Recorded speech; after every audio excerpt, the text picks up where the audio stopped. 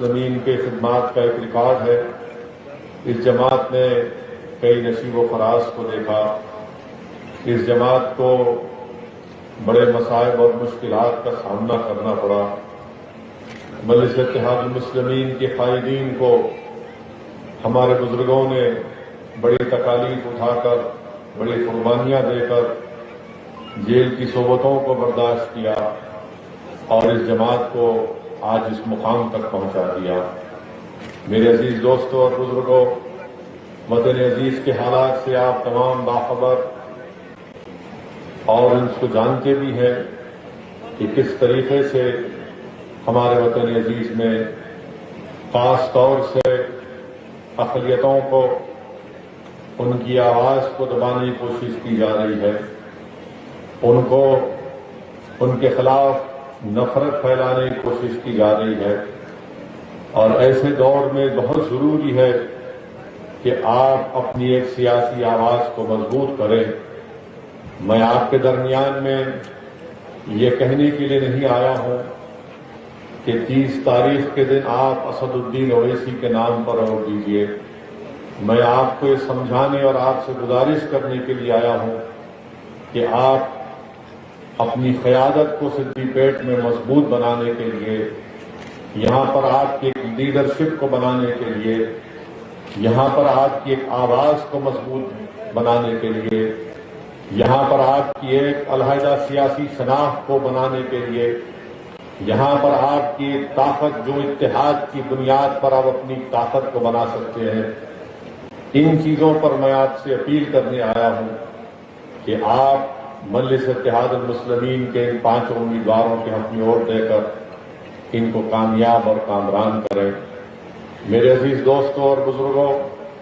مجلس اتحاد المسلمین پر تنقید تو بہت کی جاتی ہے اور ایک مزاج بن چکا ہے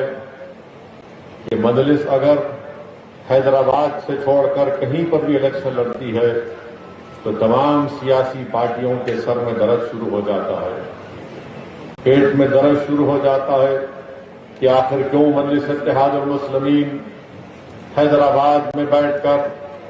حیدرآباد سے باہر نکل کر انتخابات میں حصہ لیتی ہے۔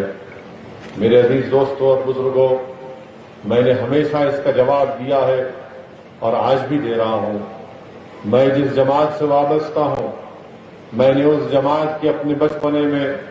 اس جماعت کے ان دنوں کو بھی دیکھا جب مجلس اتحاد المسلمین کے پاس اتنی سیاسی طاقت نہیں تھی، مجلس اتحاد المسلمین کے پاس اتنی شہرت نہیں تھی۔ میں ان دنوں سے اس جماعت کو دیکھ رہا ہوں۔ میں نے مرحوم قائد سالار ملت کے ساتھ ان کی اس جیپ گاڑی میں بیٹھ کر ہمارے گرمیوں کے اسکول کی چھٹیوں میں نے مختلف اضلاعوں کا دورہ میرے بچپنے میں مرحوم قائد کے ساتھ کیا، اور میں نے ان کی تکالیف کو دیکھا، ان کی محنت کو دیکھا، ان کی جستجو کو دیکھا، ان کے اخلاص کو دیکھا، ان کی طلب کو دیکھا، ان کے سیاسی پیغام کو سمجھنے کا موقع ملا۔ اور جو بات مرحوم قائد سالار ملت اپنی ولولہ انگیز تقاریر میں اور اپنی گرجدار آواز کے ذریعے کہتے تھے کہ ہم کو اپنے ایک سیاسی پلیٹ فارم کی ضرورت ہے، ہم مسلم اقلیتوں کو اپنے ایک مرکز سیاسی کی ضرورت ہے۔ میرے عزیز دوستوں اور بزرگوں، یہ بات سلطان صلاح الدین اویسی مرحوم میرے قائد، میرے سالار، یہ کب سے کہتے تھے؟ آج سے 40 سال پہلے مجلس اتحاد المسلمین کا یہ صدر مرکز سیاسی کی بات کرتا تھا۔ آج آپ دیکھتے ہیں کہ ملک کے کونے کونے میں اگر آج مجلس نوجوانوں کے لیے ایک طاقت بن چکی ہے، اگر آج ملک کے کونے کونے میں غیور نوجوانوں کے ہاتھوں میں مجلس کا اگر پرچم ہے، اگر آج ملک کے ہر مختلف ریاستوں میں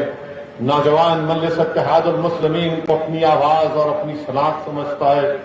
وہ اس لیے کہ وہ اس بات کو سمجھ چکا ہے